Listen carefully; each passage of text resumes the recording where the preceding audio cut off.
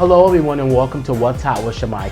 It's been a minute since I've been on air, but I'm back better than ever, but on a new format. I no longer work with NCCU AudioNet at this time, but still own the rights to the show through my production company, Cook Entertainment.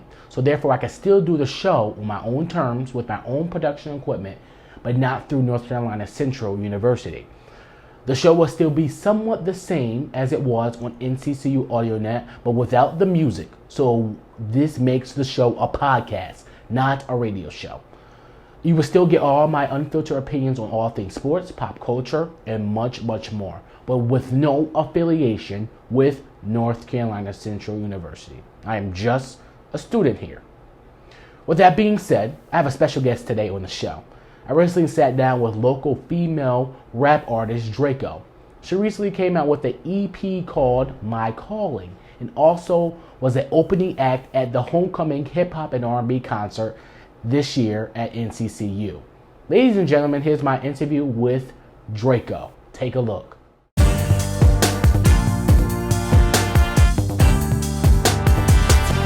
Draco, welcome to What's Hot. Thank you so much for coming. Thank you for having me. So, talk about yourself. Talk about how you got into the rap game. Let's talk about that.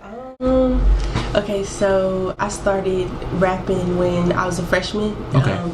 So right before COVID hit, I was in my room. Well, I was in my dorm room, just writing stuff in my notes, just like playing around with different beats, and it was just me. Okay. And then I let my friends come in the room, and I was like, I want y'all to hear something. Like, let me know if I sound trash or if this sound good. So I started rapping to them, and they was like, "You're tough. Like, this is tough. Like, you should go into the studio." But I still was like, like, this is just us. We're just gonna keep it between us. And then COVID hit, so we had to go home. So I would say from about March to August, when we were able to come back on campus, okay. I just was writing. And when we got back on campus, I started recording, and I started liking it. So I just wanted to keep doing it, keep recording, and so yeah. So what was your inspiration? You know, there was everybody has some motive behind their art. Yeah, really just life situations, okay. And I experienced death at a young age, so I just really just all my pain I just put into my music. I never talked to a therapist. I never went to like the school counselor, and it was kind of hard to like open up to my family. My family isn't really the type to just sit and like, you know, lay all our problems out on the table. We just kind of like put it on our shoulder and just keep walking. Gotcha. So I just put that into my music, and it just started to become like really therapeutic. So music was your therapy. Yeah, most definitely. So you talk about death. I saw doing research before you lost your mom. Yeah. And you talked about it in one of your songs on your EP, My Calling. Mm-hmm. So talk about how do you think she would feel about how you are doing right now if she was still alive? I feel like she would be very happy. That's my twin, so everybody just say like, you know, you look just like your mom. You look just like your mom. So I feel like I'm just like keeping her legacy alive. Okay. She was definitely a people person. Everybody was in love with my mom, so it's like I feel like I'm just a reflection of her. Gotcha. And I feel like she would be very happy to see me making music. She would just tell me to keep going. My sister was an artist. When I was growing up, my sister was an artist, so I would like go to the studio with her. I was like 6 or 7, okay. And I would just sit in the studio with her while she recorded. But I never really thought like I want to do that. Like, okay. That didn't hit me until I was like 19. Wow. So yeah, so I think it's cool how my sister started in the studio, and then now I'm in the studio. So yeah, really just a reflection of my mom and my sister. Full circle moment. Full circle moment. Yeah. Okay, so let's talk about, you know, when you look at the female rap game, you know, this is a male-dominated field. Yeah. So when you look at the female raps, you got, you know, we gotta go. It's the 50-year anniversary of hip hop, so we gotta look at Queen Latifah, Missy Elliott, Yeah. Lil Kim. Now we got Nicki Minaj and Cardi B, Megan Thee Stallion. Who is your inspiration when it comes to those type of artists, those female artists?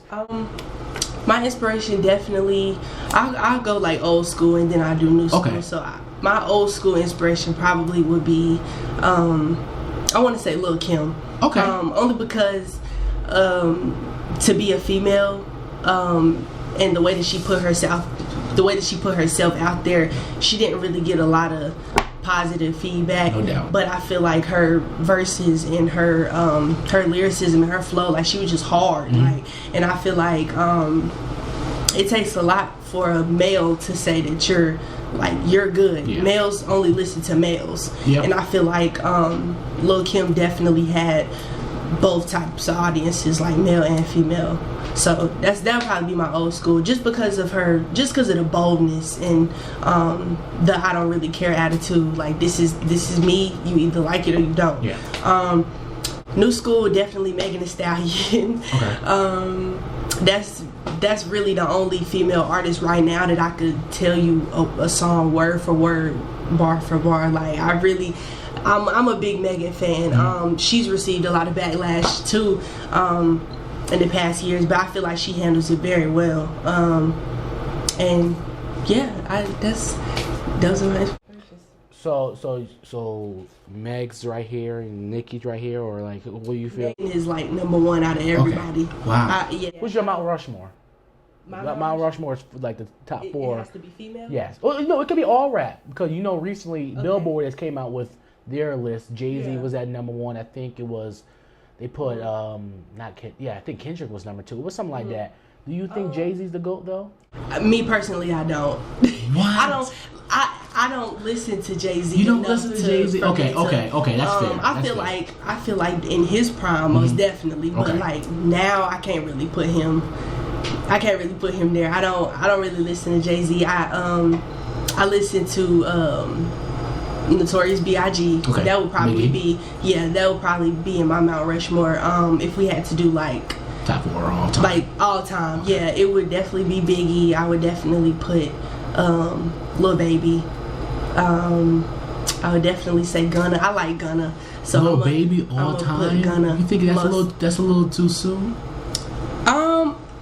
No. I would say give him 10 more years. I don't think that's a little too soon. So you want me to do my Mount Rushmore like just base it off of people that have been in the game longer? Yes. Well, no, a combination. It could be a combination of all time. All rappers can be new and old, but I'm just saying you gotta. Well, we can put Lil Wayne in there. Yes. Okay, I'll take that. That's fair. I'll put Lil Wayne in there. Made it a little harder. I'm gonna still go with Biggie. Okay, that's fair. Biggie, Lil Wayne. Oh, Nas.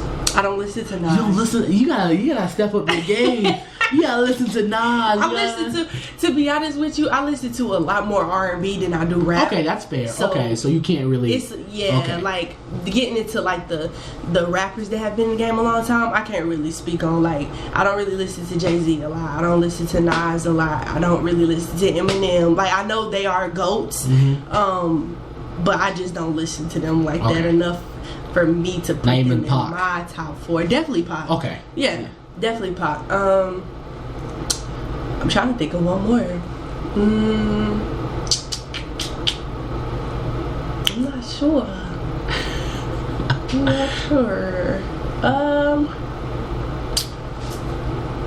I don't even know. Cause my answers are gonna be like based on who I listen to right now. Okay. And it's gonna be hard to choose. Yeah. Okay. It's gonna That's be fair. hard to choose. That's fair. All right, let's get into your how you affected NCCU.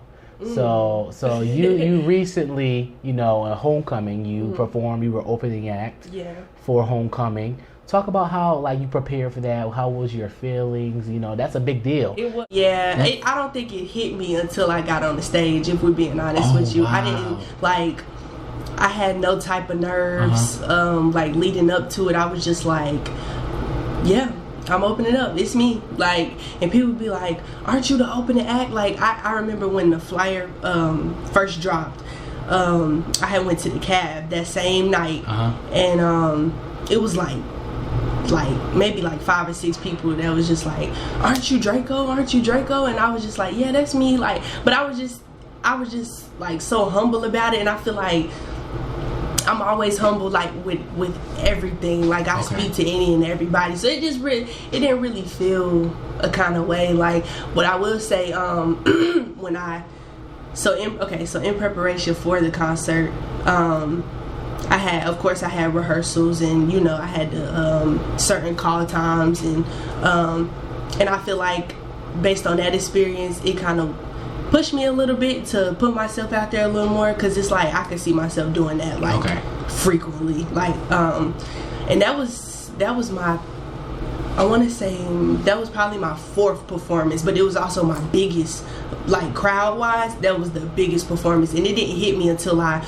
was like coming around the back about to go on stage, and I saw the whole crowd, gym, and yeah, it was a lot of people, and I was just like, they about to be looking at me like I can't mess up. So it was like, but I didn't have any nerves. I was excited, and I know it was a big opportunity. I was definitely thankful for it, but I feel like after the concert, it was a lot of people saying, hey Dreco, and I didn't really know them, but I knew where they knew me from, so it was kind of cool.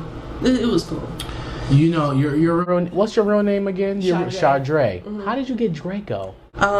Everybody call me Dre anyway. Most of the time it's just Dre. Hey Dre, hey Dre. I feel like certain people, I'm not gonna say certain people, but people that like know me personally, probably they call me Shadre. Okay. But I got Dreco so I just took Dre. I had Dre. At first it was Dreski. Like Drewski. Yeah. Okay. At first it was Dreski, and I remember was in the dorm. My best friend, she used to call me Dreski. Like she'd be like, yeah, Dreski. Like, and I think another friend that I can't really remember right now, but I think she was like, Dreco is harder, and I was just kind of thinking like, well, if I go by Dreco, I know the dudes are gonna immediately think I carry an actual Dreco, and I don't. But that's Draco. So I was like, I could be different than just Dreco. Mm-hmm. Like, my music is hard, my lyrics are hard, but I'm Dre though. Mm-hmm. So I feel like that's where Dreco came from. I've been listening to your EP, My Calling, all week since we scheduled that you were coming on the show. Thank you. You do not curse whatsoever. Mm-hmm. I respect that. I stopped. That was the project where I stopped. I was like, I'm not gonna cuss. That takes a lot of discipline. Yeah. Because that's no, I'm serious. It's just like when you listen to all rap, they curse like a sailor. Mm-hmm. But you like, I listened to it like 10 times, like on repeat. That's love. And no curse words whatsoever. Like, no, she's saying some real stuff, without swearing. Like, how was that through your writing process, going to the studio? How was that? I actually so before My Calling, like, in my writing process and just brainstorming, I actually did have cuss words in some of those songs, but I had a conversation with my grandmother, and she had heard a song of mine that I was like saying a lot of cuss words in, and she was just kind of like, I like your message, but do you have to cuss? And so it really just took me back. Like, I just wanted to just show people, like, I'm still gonna turn you up, like, but I don't really have to cuss. So it definitely took a lot of self-discipline, because I wanted it to still sound like good and relatable, but just without cussing. Like, I don't want to call nobody a B word and refer to a guy as the N word. I could say boy or dude or he a lame, or you know what I mean. Like, I don't have to swear. And it was really just like proving to my family, like, I'm still tough, like, but I'm gonna show y'all. Like, it was really just like, I got you. Like, I'm gonna show you. It was a challenge, but it was a challenge that I was definitely ready for. So, and I wanted people to I just wanted people to see, like, you know, that I could do it. And when I posted my snippet, I had like said in the caption, like, you know, this is my first project with no profanity, so I really, like, it means a lot. So I really want y'all to tune in and like just listen to what I'm saying. My Calling. What was that? What was the background behind that name? My Calling. So I feel like when people say, you know, this is my calling, really, I feel like when you hear the term my calling, to me it's like from a religious standpoint or like a spiritual standpoint. Like, this is what I'm called to do, this is what God called me to do. And I feel like music wise, I feel like that's definitely a calling, because I like, just with writing, and there are days where I struggle to write, and there are days when it's like, you know, I don't have any ideas, like I don't know what to talk about. Like, I like the beat, I just don't really know what I want to say. But most of the time it's so natural and so easy to just write something based on my feelings. And being a language and literature major, I feel like that helps. Like, that just kills two birds in one stone, because I read a lot, I know a lot of words, so putting them together to make it sound good on a beat, I feel like that's like, it's dope, it's different. But yeah, I feel like that's what I'm called to do, is just make music. That's your calling. I can relate, because this is my calling talking. So yeah, so I feel you. Everybody has a calling. It's you're born with a gift. I don't think you have to. Some people think you have to earn and work to the gift. Right. Everybody, you can't just. Yeah, it has to be natural. Teach it, but it has to be natural. It has to be natural. Yeah, you're correct. You're definitely correct. Your relationship with Josiah Russell, Mr. NCCU, he's been a big supporter of you through your artistry here at NCCU. Talk about your relationship. He's a local artist also, so talk about how he has helped you.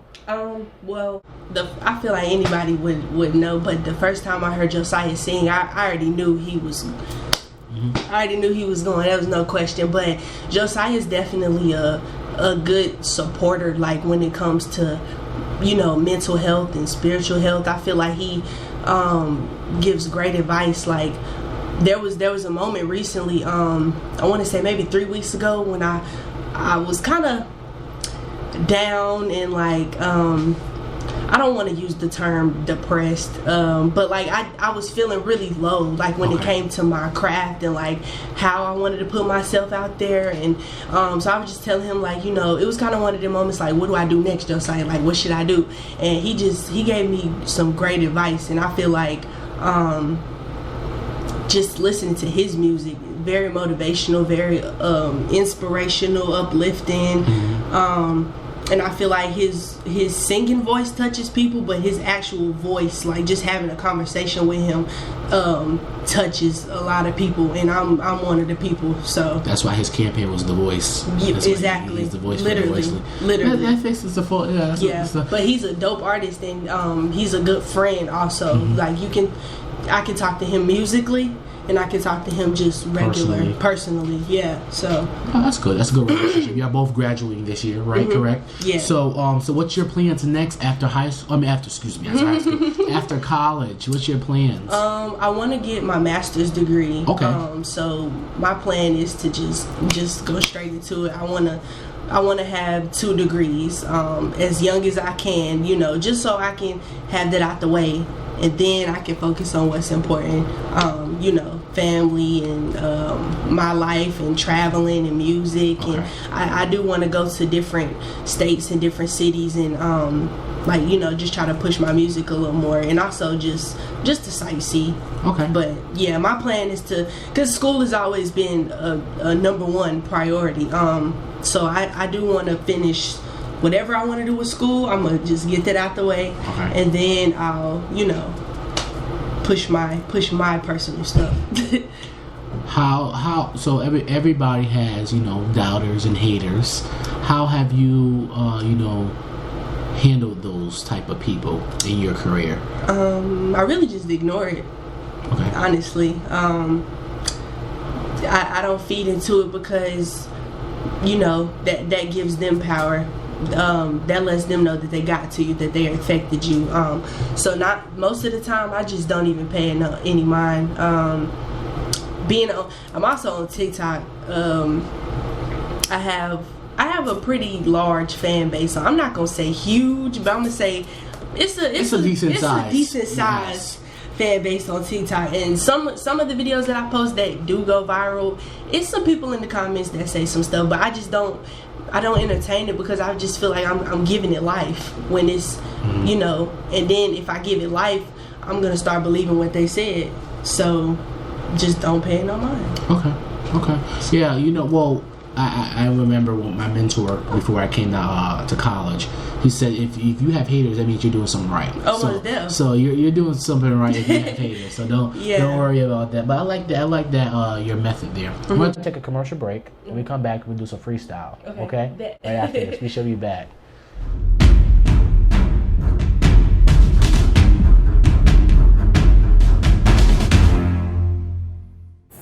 Jada's Men's Accessories is a proud sponsor of What's Hot.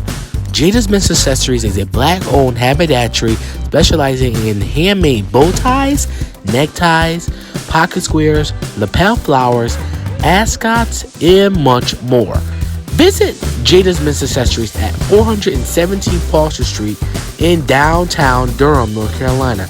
That's 417 Foster Street in downtown Durham, North Carolina. Jada's Men's Accessories, your look, your style, your haberdashery.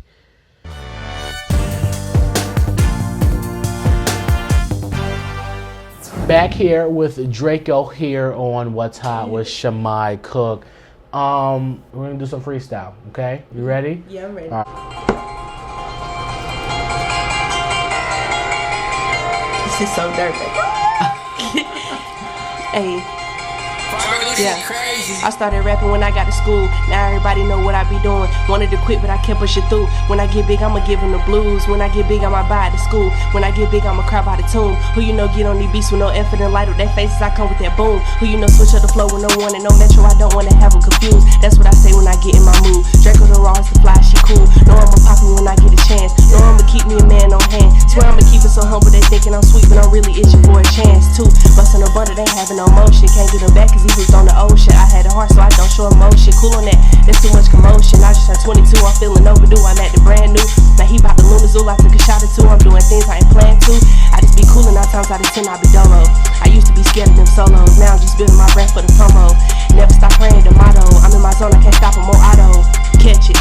When I get big, I'ma flex it. And when I get big, I'ma stretch it. And I got her wondering if we together, but watching my page, it gon' help it.